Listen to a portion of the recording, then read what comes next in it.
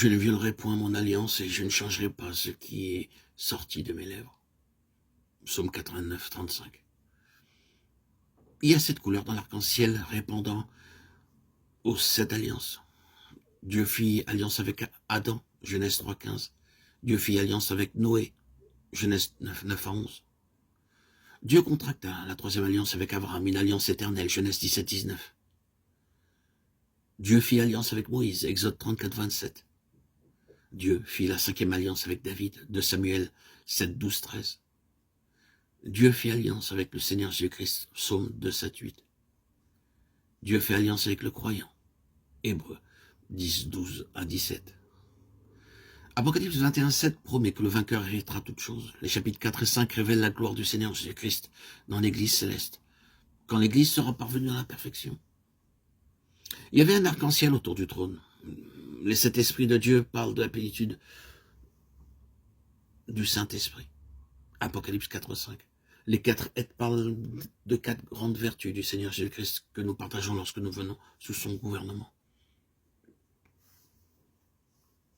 Le lion est le plus fort des animaux. Proverbe 30, 29, 30. Il peut traverser une rivière, même si le courant est fort. Le bœuf s'utilise pour labourer. Un bœuf faible est joint à un bœuf plus robuste qui supporte la plus lourde charge. Matthieu 11, 28 à 30. Le Seigneur Jésus-Christ devint un homme comme nous. Hébreux 2, 17. Il permit d'être tenté comme nous. Il compatit à nos faiblesses. Aussi pouvons-nous nous approcher hardiment du trône de la grâce. L'aigle construit son nid sur les hauteurs, Deutéronome 32, 11. Nous recevons ces 4 caractéristiques en venant sous le gouvernement du Seigneur Jésus-Christ.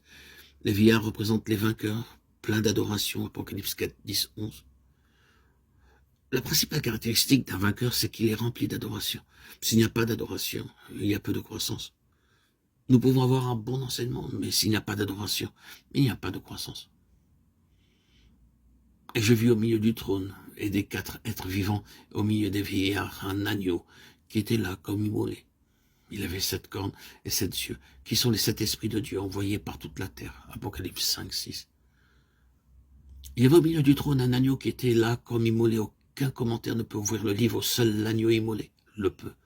Apocalypse 5, 6. L'anneau de Dieu est mentionné 28 fois dans le livre de l'Apocalypse. Ceci nous donne 28 aspects de la signification de la croix de notre Seigneur Jésus-Christ. Les 7 cornes montrent qu'il est roi, car les cornes signifient royauté. Apocalypse 17, 12. Les 7 yeux parlent du grand secret de la plénitude du Saint-Esprit, par l'identification avec la croix de notre Seigneur Jésus-Christ. Alors que l'agneau rompait le premier sceau, Jean vit un cheval blanc. L'Antichrist viendra essayant de se faire passer pour le Christ aux yeux des hommes. Les autorités mondiales établiront l'Antichrist comme leur chef et il deviendra alors un dictateur mondial. À l'ouverture du 10e sceau, une grande épée fut donnée au cavalier du cheval roux, Apocalypse 6, 3 et 4. Ceci parle des nombreuses guerres.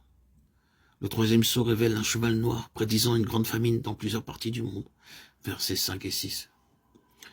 Dans Apocalypse 6, 8, le 4e sceau révèle le cavalier du cheval pâle, qui est la mort, accompagné du séjour des morts.